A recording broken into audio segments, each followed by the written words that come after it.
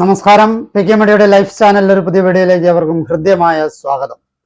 ആകാശ ഗരുഡൻ കിഴങ്ങിനെ കുറിച്ചാണ് ഈ വീഡിയോയിലൂടെ നിങ്ങളുടെ മുമ്പിൽ അവതരിപ്പിക്കുന്നത്. ഒരു നിഗൂഢ ഔഷധമായി കണക്കാക്കപ്പെടുന്ന ഔഷധമാണ് ആകാശ ഗരുഡൻ കിഴങ്ങ്. ഇതിന്റെ ഉപയോഗങ്ങൾ പലരും രഹസ്യമാക്കി വെച്ചിരിക്കുകയാണ്. സിദ്ധവൈദ്യത്തിലും വനവാസി ചികിത്സയിലും നാട്ടുചികിത്സയിലും ഒക്കെ ഇത് വ്യാപകമായി ഉപയോഗിക്കുന്നുണ്ട്. വിശ്വാസ ആചാരങ്ങളുമായി ബന്ധപ്പെട്ട് വലിയ പ്രാധാന്യം ആകാശ ഗരുഡൻ കിഴങ്ങിനുണ്ട്. പ്രത്യേകിച്ച് തമിഴ്നാട്ടിൽ തമിഴ് ഗോത്രവർഗക്കാർക്ക് ഒഴിവാക്കാനാവാത്ത ഒരു ഔഷധ സസ്യമാണ് ആകാശ ഗരുഡൻ കിഴങ്ങ്. കുക്കുർബിറ്റേസി അഥവാ മത്തങ്ങ കുടുംബത്തിലെ കൊറല്ലോകാർപ്പസ് ജനുസിൽപ്പെട്ട ഒരു സസ്യമാണ് ആകാശ ഗരുഡൻ കിഴങ്ങ്. ഇതിന്റെ പേരിന് പിന്നിലുള്ള കാര്യങ്ങളെ നോക്കാം. ഇതിന്റെ ശാസ്ത്രീയ നാമം കൊറല്ലോകാർപ്പസ് എപ്പിഗിയസ് എന്നും അതുപോലെ തന്നെ എച്ച്മന്ദ്ര എപ്പിഗേയ എന്നും ബ്രയോണിയ എപ്പിഗേയ എന്നും കൊറല്ലോകാർപ്പസ് ഗ്രാസിലിപ്സ് എന്നുമൊക്കെയാണ് ഇതിന്റെ ശാസ്ത്രീയ നാമങ്ങൾ. മലയാളത്തിലും ഇതിന് പല പേരുകളുണ്ട്. ആകാശ ഗരുഡക്കിഴങ്ങ്, കൊല്ലൻ ഗോവ, ആകായക്കിഴങ്ങ്, ചാകാമൂലി, മഹാമൂലി, കിളിമൂക്കൻ കിഴങ്ങ്, ആകായക്കിഴങ്ങ് എന്നൊക്കെ ഇതിന് പേരുകളുണ്ട്.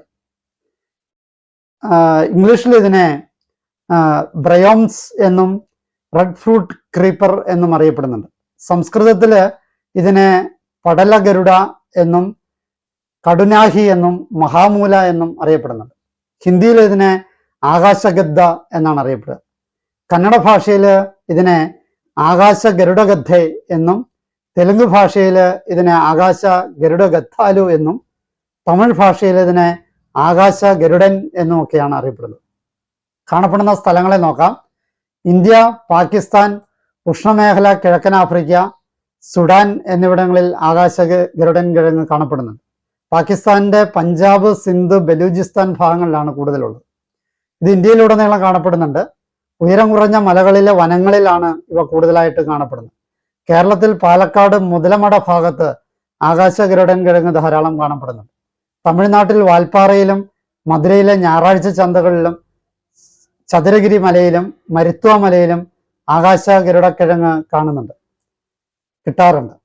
ഇതിന്റെ പരിസ്ഥിതി മൂല്യത്തെ നോക്കാം. ആകാശ ഗരുഡൻ കിഴങ്ങിന്റെ ലഭ്യത ഇന്ന് വളരെ കുറഞ്ഞിട്ടുണ്ട്. അമിതമായ ചൂഷണം കൊണ്ടാണ് അത് സംഭവിച്ചിട്ടുള്ളത്. അങ്ങനെയുള്ള ചൂഷണങ്ങൾ പരമാവധി കുറച്ച് ഇതിനെ സംരക്ഷിക്കപ്പെടേണ്ടതാണ്. രൂപവരണം നോക്കാം. കിഴങ്ങുവർഗ വേരുകളുള്ള 4 മീറ്റർ വരെ ഉയരത്തിൽ വളരുന്ന വള്ളിച്ചെടിയാണ് ആകാശ ഗരുഡക്കിഴങ്ങ്. ഇലകൾ 3 തുടങ്ങി 5 സെന്റിമീറ്റർ വരെ വീതിയുള്ള കോണാകൃതിയുള്ളതും 8x8 സെന്റിമീറ്റർ വരെ നീളമുള്ളതും വെൽവെറ്റ് രോമം നിറഞ്ഞതും അറ്റം കൂർത്തതും അടിഭാഗം ഹൃദയാകൃതിയുള്ളതും പല്ലുകളുള്ളതുമാണ്. ഇലത്തണ്ടിന് 3 സെന്റിമീറ്റർ വരെ നീളമുണ്ടാകും. പൂക്കൾ പൊതുവെ മഞ്ഞ നിറത്തിലാണ്. 1 സെന്റിമീറ്റർ വരെ നീളമുള്ള ആൺപൂക്കൾ 5 സെന്റിമീറ്റർ വരെ നീളമുള്ള തണ്ടുകളിലാണ് ഉണ്ടാകുന്നത്. പെൺപൂക്കൾ ഒറ്റയ്ക്കായിട്ടാണ് ഉണ്ടാകുന്നത്. അണ്ടാശയത്തിന് 4 മില്ലിമീറ്റർ വലിപ്പമുണ്ടാകും. 1.5 സെന്റിമീറ്റർ നീളവും 1 സെന്റിമീറ്റർ വീതി നീളവുമുള്ള കായ്കള് ദീർഘവൃത്താകൃതിയിലാണ്. കായ്കളുടെ ചുണ്ടുകൾ രോമമില്ലാത്തതും മിനുസമാർന്നതുമാണ്. കായയുടെ ഭാഗവും ചുണ്ടുഭാഗവും ഒഴികെയുള്ള സ്ഥലങ്ങൾ ചുവപ്പ് നിറമായിരിക്കും. പൊതു ഉപയോഗങ്ങളെ നോക്കാം. ആകാശ ഗരുഡക്കിഴങ്ങ് രസമണി നിർമ്മാണത്തിന് ധാരാളമായിട്ട് ഉപയോഗിക്കാറുണ്ട്. വിശ്വാസവും ആചാരവുമായിട്ട് ബന്ധപ്പെട്ട ഒട്ടേറെ കാര്യങ്ങളുണ്ട്. അവയെ നോക്കാം. ആകാശ ഗരുഡക്കിഴങ്ങ് വീടിനു മുന്നിൽ കെട്ടിത്തൂക്കിയാൽ വീടിൽ പോസിറ്റീവ് എനർജി ഉണ്ടാകുമെന്നും ബാധകളെ അകറ്റുമെന്നും വിശ്വസിക്കപ്പെടുന്നുണ്ട്. തമിഴ്നാട്ടിൽ പലരും വീടിനു മുന്നിൽ ഒരു ആകാശ ഗരുഡൻ കിഴങ്ങും കറ്റാർവാഴയുടെ തണ്ടിന്റെ ചെറിയൊരു കഷ്ണവും കെട്ടിത്തൂക്കിയിടാറുണ്ട്.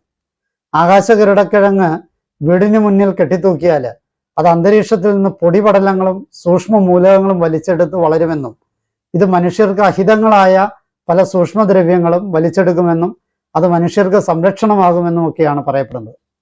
നെഗറ്റീവ് എനർജി കൂടുതൽ ഉള്ള വീടുകളിൽ ആകാശ ഗരുഡക്കിഴങ്ങ് കെട്ടിയിട്ടാൽ അത് അഴുകിപ്പോവുകയോ ഉണങ്ങിപ്പോവുകയോ ഒക്കെ ചെയ്യാറുണ്ട്.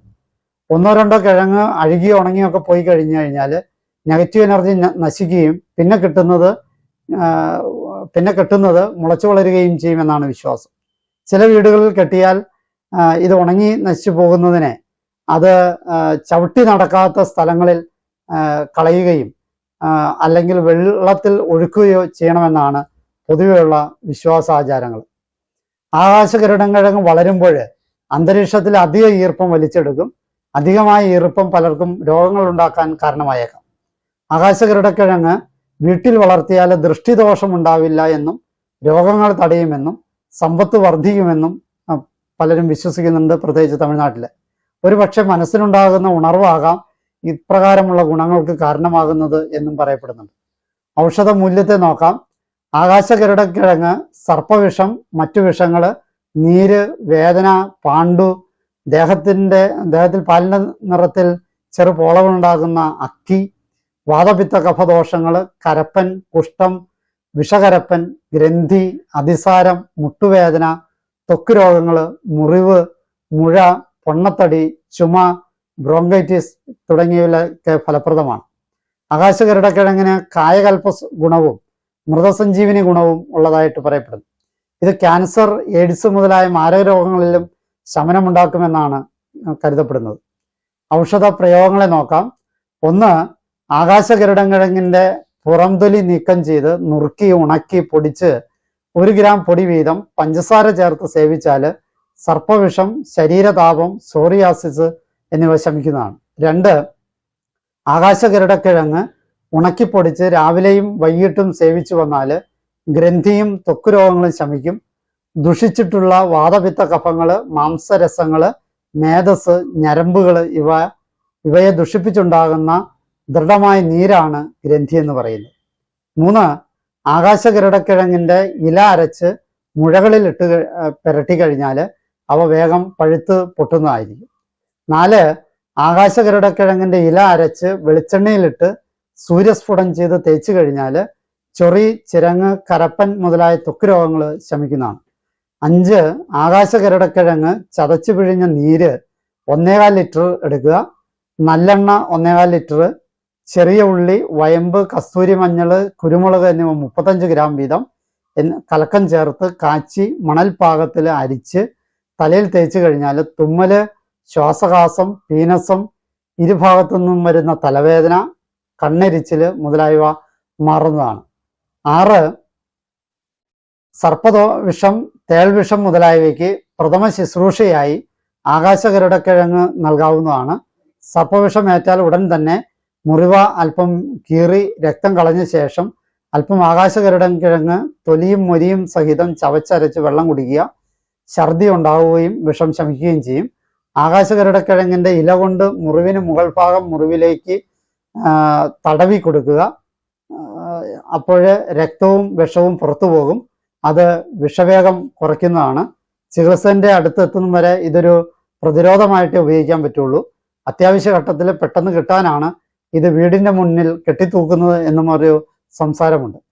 7, ആകാശഗരുഡൻകിഴങ്ങിന്റെ ഇല പച്ചമഞ്ഞളോ വരട്ടുമഞ്ഞളോ ചേർത്ത് അരച്ച് പുരട്ടി കഴിഞ്ഞാൽ വിഷജീവികൾ കടിച്ചുണ്ടാകുന്ന വ്രണങ്ങളും വിഷകടി എന്ന ത്വക്ക് രോഗവും ശമിക്കുന്നതാണ്. രക്തശുദ്ധിക്ക് വേണ്ട മരുന്നുകൾ ഉള്ളിൽ കഴിക്കുകയും വേണം, അല്ലെങ്കിൽ രോഗം വീണ്ടും വരാനായിട്ട് സാധ്യതയുണ്ട്. ചിലർക്ക് ഇത് ചൊറിച്ചിലും നീറ്റിലും ഒക്കെ ഉണ്ടാക്കാനായിട്ട് ഇടയുണ്ട്. ആദ്യം അല്പം പുരട്ടി നോക്കി കുഴപ്പമില്ല എന്ന് ഉറപ്പുവരുത്തിയിട്ട് വേണം ഇത് കൂടുതലായിട്ട് പുരട്ടാൻ. അത് യോജിക്കാത്തവർ ഇത് ഉപയോഗിക്കാതിരിക്കണം. കൃഷി വിവരങ്ങൾ നോക്കാം.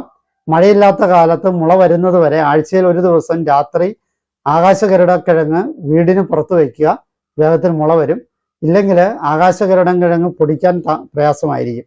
ആകാശഗരുഡൻകിഴങ്ങ് കെട്ടിത്തൂക്കിയിട്ടാൽ അമൃതിനെ പോലെ മുള വരികയും വേര് താഴേക്കിറങ്ങി മണ്ണിൽ ഉറയ്ക്കുകയും ചെയ്യും.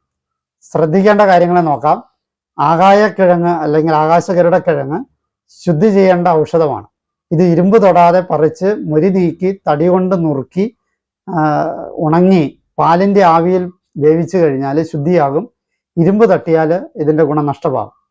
ഇതിന്റെ ഔഷധ പ്രയോഗങ്ങൾ വിദഗ്ധനായ വൈദ്യന്റെ മേൽനോട്ടത്തിൽ വേണം ചെയ്യാനെന്ന കാര്യം പ്രത്യേകം ഓർമ്മപ്പെടുത്തുന്നു. ഈ അറിവുകൾ നിങ്ങൾക്ക് ഉപകാരപ്പെട്ട് എന്നെ ശ്രവിച്ച നിങ്ങൾക്ക് നന്ദി. നല്ല നമസ്കാരം.